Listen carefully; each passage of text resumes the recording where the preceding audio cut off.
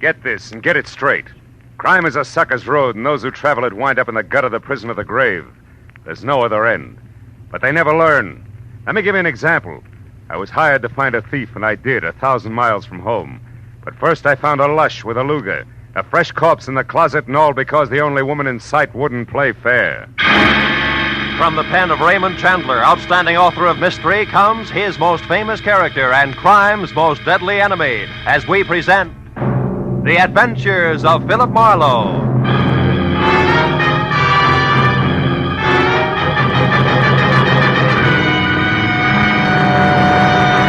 Now, with Gerald Moore, starred as Philip Marlowe, we bring you tonight's exciting story, The Unfair Lady.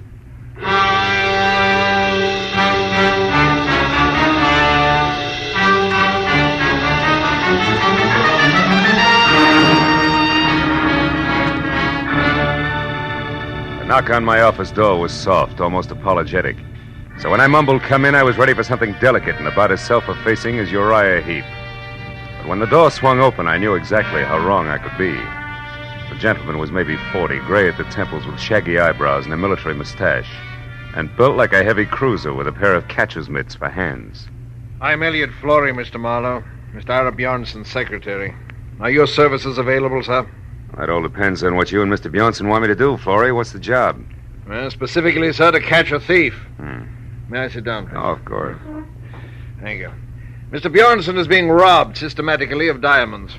Are they disappearing from a store he owns, or is somebody robbing his wife? No, Mr. Marlowe. You see, sir, Mr. Bjornson owns and operates the Bjornson Mines, the relatively new but important deposit of kimberlite pipe. Kimberlite which?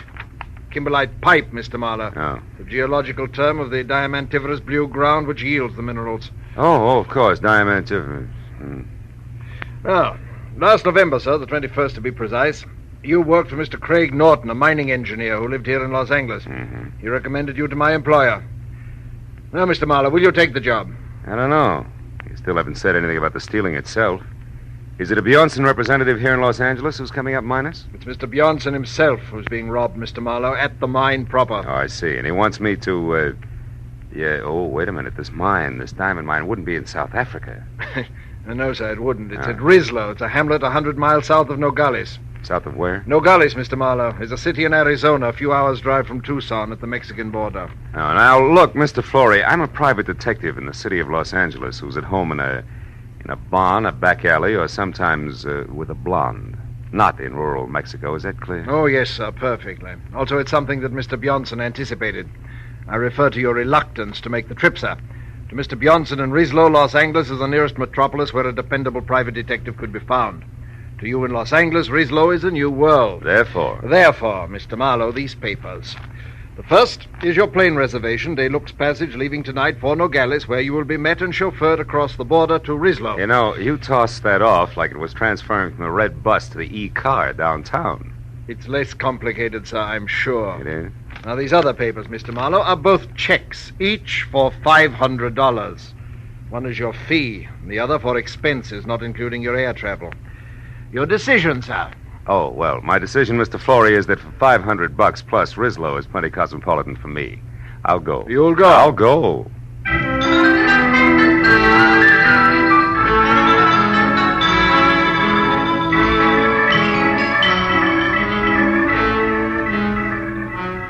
At 8 the next morning, we dropped gently out of the clear sky over Nogales, where I was met by a short, round Mexican who ushered me into a car labeled Bjornson Mines, and suggested that I sleep for the next 3 hours, which was the travel time to Rislo, 100 miles south. So after 30 minutes of panoramic, dry, sandy hills and occasional cactus, I did. When I woke up again, it was better than noon, hotter than Hades, and we were parked at a filling station in Rislo itself, which could have passed for home if you happened to be a prairie dog. It wasn't until I had my eyes wide open that I realized that the man leaning on the running board inches away and staring at me like my eyebrows were on upside down was not my driver. He was shaggy hair all around an unshaven, unpleasant face that was home to a pair of watered eyes that said he was drinking himself to death. And when he talked, I knew it was on cheap rum. You're the new mining engineer, maybe? Yeah, I didn't know it showed. Since you're an American, that means you gotta be an engineer. Oh. No other Americans come out this way. I'm an American myself, you know, from Philly. Good old Philly. Yeah, it's a great town. What's for sale? Hot transits? No, just being friendly. Name's Calder, M.J. Calder. I'm staying over at the Granada Hotel for a while, first floor rear. Why don't you look me up some night, any night along about 8? I used to be an engineer myself. Might chew fat a while. Yeah, we might do that. So, well, I'll look forward to it. So long, pal.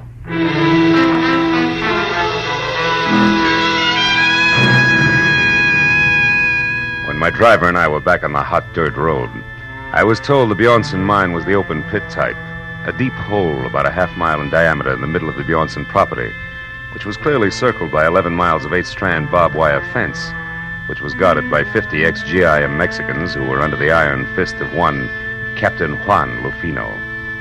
20 minutes later, when we entered the main gate and were slowly driving up a neatly landscaped white pebble road, I got a different picture of life at the Bjornson mines.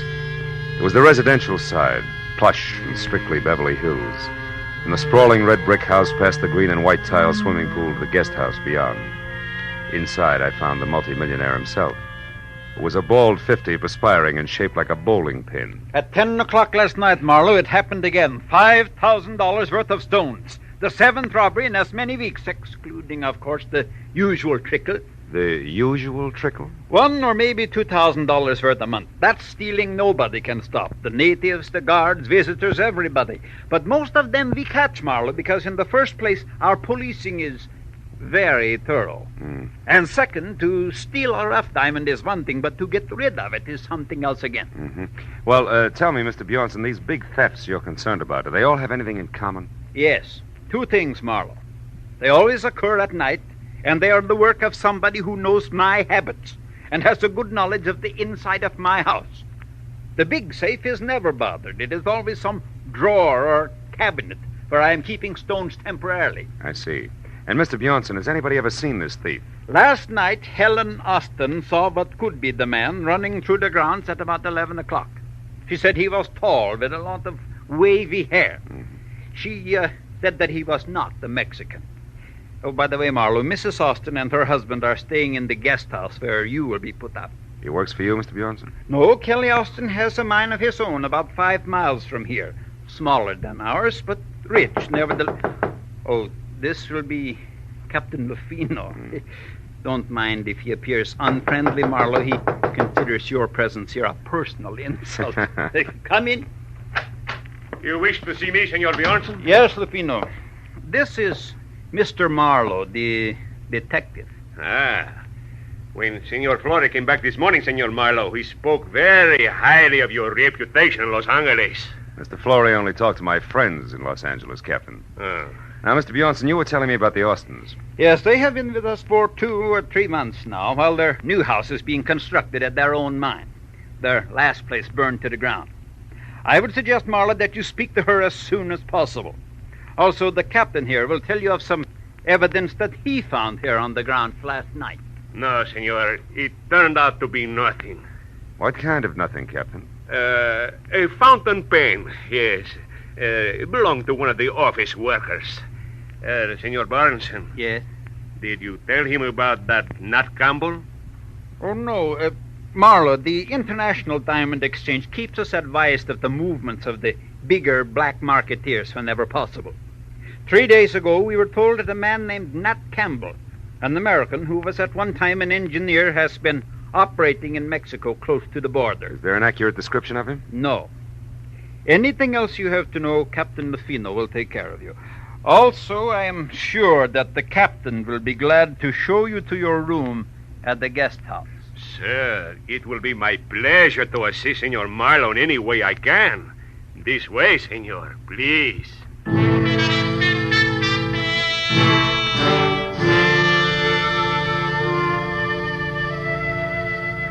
Captain Lufino's interpretation of assist was to hand my suitcase to a boy, point a thick thumb in the general direction of the guest house, and disappear.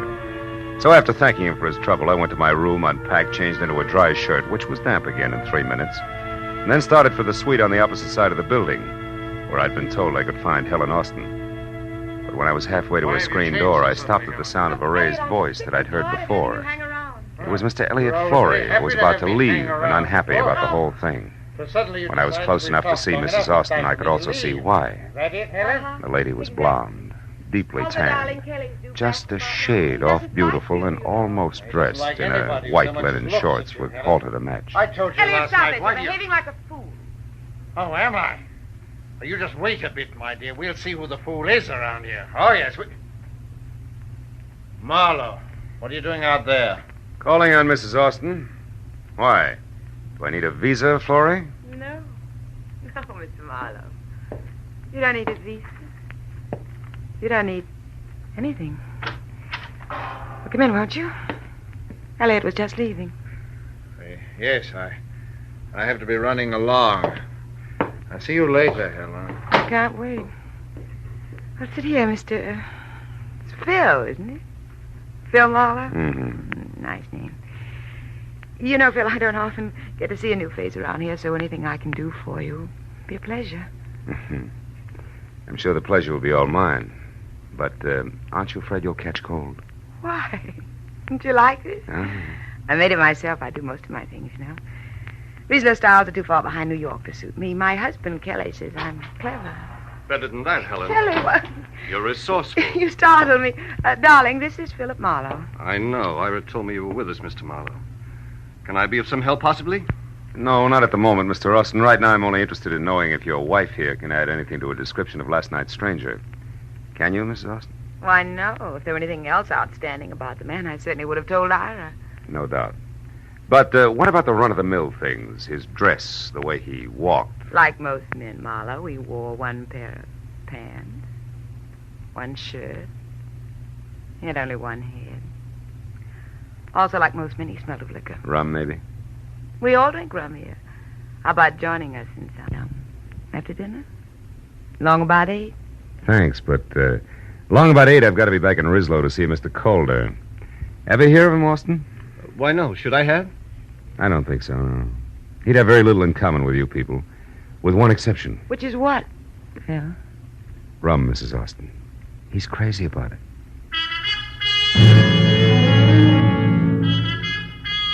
After I left Kelly in what with one healthy cloudburst added would make a great Sadie Thompson, I found Ira Bjornson and told him that I thought last night's stranger, one M.J. Calder and Nat Campbell, could be all one and the same, and that I would like to go into Rislow and check on just that, which suited him fine. So after apologizing for having just let Captain Lufino go off the evening in his car, he gave me the keys to a battered station wagon and wished me good luck.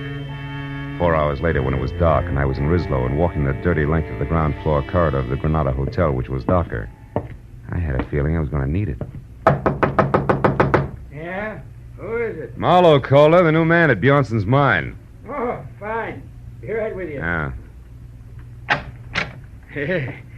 Didn't expect you to take me up so soon. Yeah, well, you know the mines, Campbell. One's just as dull as the next, huh? That's right. What did you call me? Campbell. That's it, isn't it, Nat? No. The name's Calder, M.J.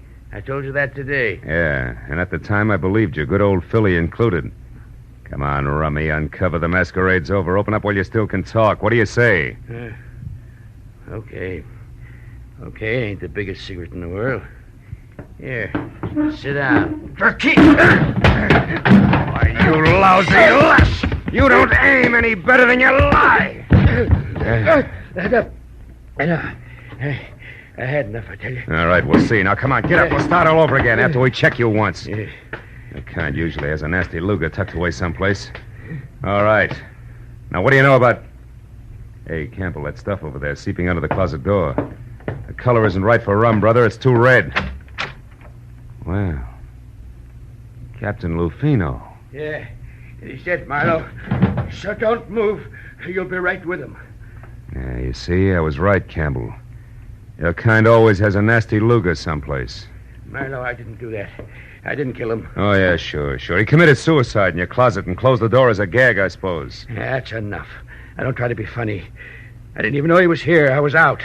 When I come back, I found him. Campbell, that line retired with a flintlock rifle. If you hadn't parboiled your brains in fusel oil, you'd realize it. But it's the truth. I'll tell you what the truth is, cousin. Lufino had a piece of evidence that tabbed you as being out at Bjornson's mine last night at 11 o'clock. But he passed it off as a fountain pen that meant nothing because he resented me horning into his territory. Then he came here alone to put a pinch on you and get the credit. Only you dropped him instead. That's a lie. And I can prove it by the best witness in Mexico, next to Bjornson himself. Who are you talking about? One Mr. Elliot Flory, that's who. I was in the Cafe Quilota last night at 11, and Flory saw me there. No dice, Campbell. Flory didn't get in from Nogales until this morning. You're pretty seedy for a big city boy. Yeah? You can check the bartender at the cafe and see if I'm not right. But right now, I'm going to put you away so I can get out of here. Now turn around and walk slow. Out the back way and down the stairs. Go on, move. What are you going to make my murder look like? Robbery? Don't act so brave. You'll live because I figure you'll clear me one way or another, whether you like it or not. Now hold it. That's far enough. Now open that cellar door. Okay. When you get out, don't waste time looking for me. I won't be around. So long, countryman. Don't hurt yourself. Go now!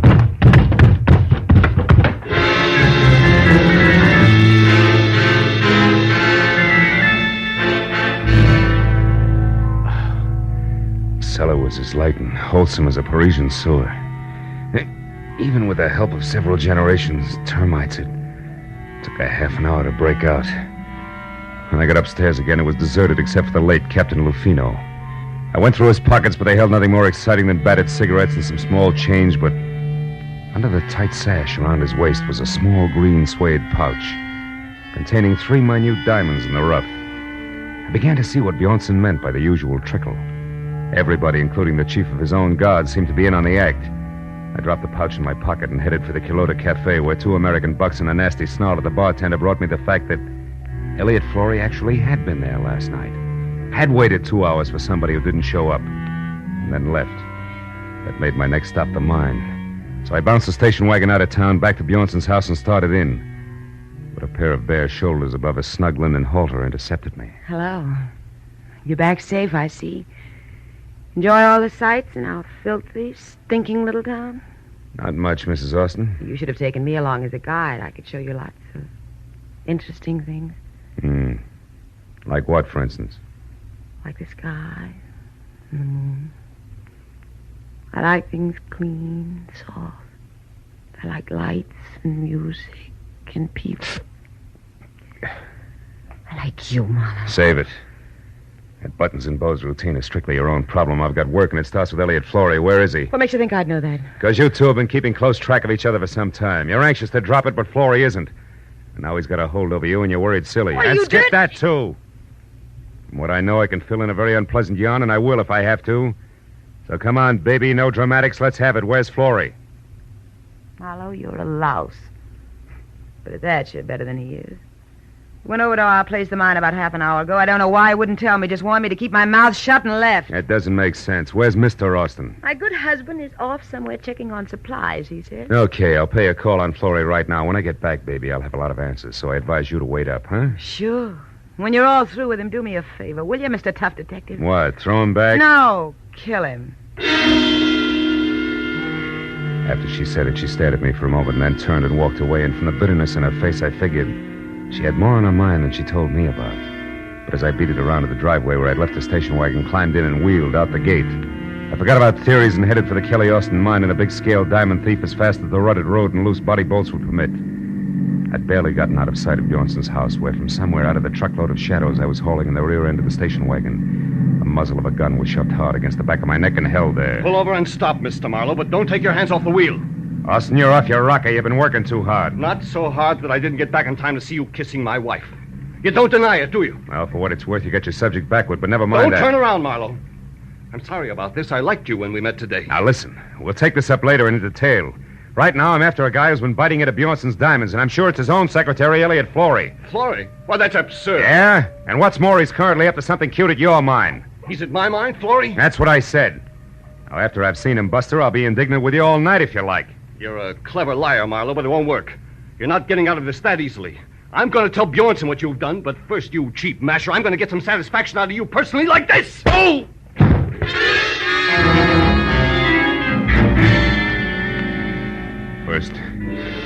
First one side of my head, and then the other exploded like Roman candles. I fell a long way out of the car door to the road. When I finally stopped falling and started back to my feet, I had a double handful of Mexico in my mouth. All the rest of it I could see looked big and black and deserted. The station wagon was gone, and so was my enthusiasm, and the picture of Marlowe on foot in the middle of the Mexican mountain looked pretty stupid. I trudged back toward the house, but I stopped as a pair of headlights swung out the gate and slashed down the road at me.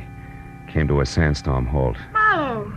Marlowe, what happened to you? It's a long story, Mrs. Austin. The less you hear about it from me, the better for all of us. What do you mean? That Kelly, your husband, was watching when you wanted to show me the Mexican sky and the moon up there at the house.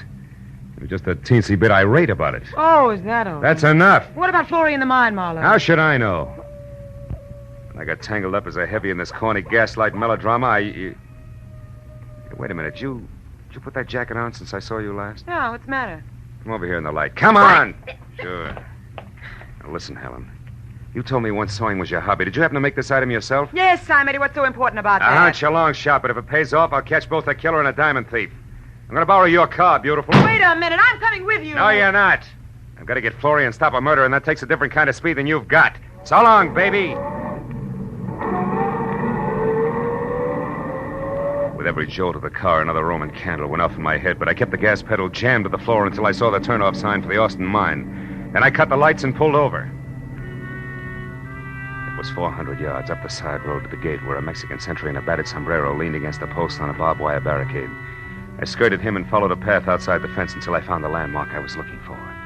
There was another sombrero, and a few feet away, sprawled out, sleeping soundly from a blow on the back of his head, was its owner. 2 strands of the barbed wire had been cut, so I crawled through and up to the edge of the big pit. It looked black and bottomless, until a tiny flicker of light down deep inside winked on for an instant, and then went out again. That was my cue. But I was 15 tooth-and-nail minutes playing mountain goat on tiptoe down 150 vertical feet of ladders and catwalks before I was near the bottom and close enough to hear a pick biting hard clay. When it stopped suddenly, so did I, and listened with my .38 clenched in my hand. But Florrie had been surprised by someone from the bottom of the pit, not by me. Austin! Austin, how did you... No. Don't shoot, Austin, please. Why not, Mr. Florrie? You found what you were looking for, didn't you? Didn't you? Yeah. Yes, I did. And what precisely did you find? That my mine has run out? That it's worthless? That I've kept it going only with stolen diamonds? That's right. I suspected it. Now I know. You're the one who's been stealing from Bjornson. You bring the diamonds here, you salt your own ground with them, and then remine them as fresh stone. And get the full market price, yes. But what do you hope to achieve with this information now, Mr. Florrie? You realize that I have to kill you? No, wait. I have nothing against you, Kelly. In fact, I have a proposition to offer you. You're in a poor position to bargain, but go ahead. Now, you'll never get away with killing me. Won't I? I got away with one murder. Bruno. He would have found out about me eventually because I made a mistake last night. But that sot Campbell will take the blame for him. And right now, you're just another trespasser, so make your offer. Make it good. Go on. All right. I promise you, no one will ever know about this. If you'll get out of Mexico and leave Helen here with me. You dirt. I'm not going to shoot you, Florrie. I'm going to strangle you with my bare hands. I ought to turn right back and let you. Gas, cool's out. Drop it, Austin. Stand still, both of you. No, it's too late for that. You hit him, Marlowe. You got him. I think he's dead. Yeah. And I got something for you, Florrie. I hope I can get the slime off my fist.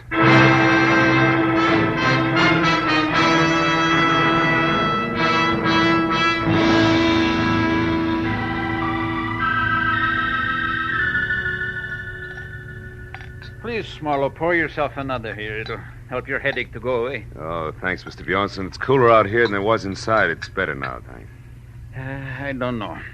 I am happy and I am sad both. You found me my thief, all right, but you lost me a friend in the bargain. Mm-hmm. And the way we live out here, our friends are as dear as our diamonds. Well, there's one thing about diamonds, Mr. Bjornson. They won't go bad on you. You're right there, my boy. It's hard to realize that Kelly Austin was our man. Yeah, I imagine it is. You said it was Helen's jacket that gave you the answer. How was that, Marlowe? Well, Lufino was carrying a little green suede pouch. I thought it was his. But actually, that was a piece of evidence that he found last night. It wasn't until I saw Mrs. Austin's jacket of the same green suede that I realized the pouch must have been made from the scraps left over from the jacket. I see. And since the wife sewed the jacket herself, that made the husband the logical owner of the pouch. That's right. You know, in a way, you might say Helen's responsible for the whole mess. How do you mean, Marlowe? Well, it all adds up like this. Helen wanted diamonds bad. Her husband started stealing for her. Things went well until he almost got caught. That was last night, huh? That's right. Running across the lawn, Kelly dropped the little pouch. Lafino, who caught sight of him, followed and found the pouch with the 3 diamonds. But Captain Lafino thought Campbell was the thief and went to Campbell's quarters in Rislo to force a confession out of him. Mm-hmm. Kelly followed him, killed him before he learned too much, knowing that the rum-soaked Campbell would take the rap. That Austin woman, she's got no business here in this desolation. She loves diamonds, but not in the rough. No. She wants them around that beautiful neck of hers, with big city lights bouncing off them in all directions. But the lady wouldn't play fair to get them. She's packing now. And Mr. Flory has already left bag and baggage. Even Lafino is gone now. You know, it's going to be lonely around here, Marlowe. I couldn't prevail on you to stay over a while. No, Mr. Bjornson, I'm afraid not. I'd probably catch myself picking little pebbles out of every clay bank I found. And the first thing you know, I'd be stuck here, too. Besides, what would Hollywood Boulevard do without Marlowe? And vice versa.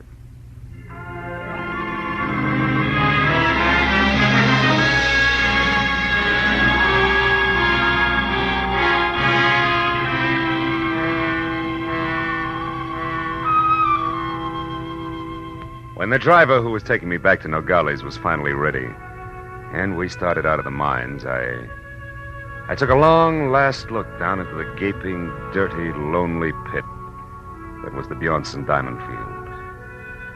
And then, as we headed north and for the border, I settled back and thought about my own diamond field. The one that stretched out for 50 miles from the San Fernando Valley to Long Beach in blazing brilliance. Yet, in its own way, I knew it was just as dirty, just as lonely, and just as tough as the pit at Rislo. But it was my hometown.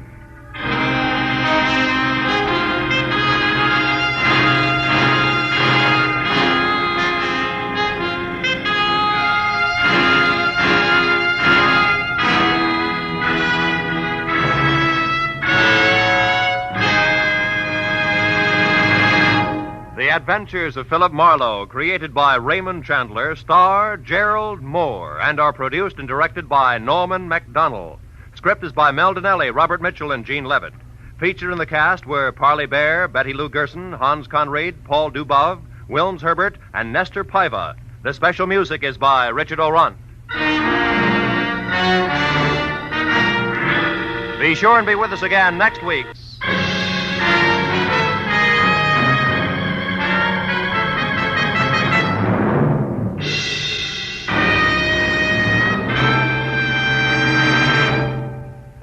This is Roy Rowan speaking.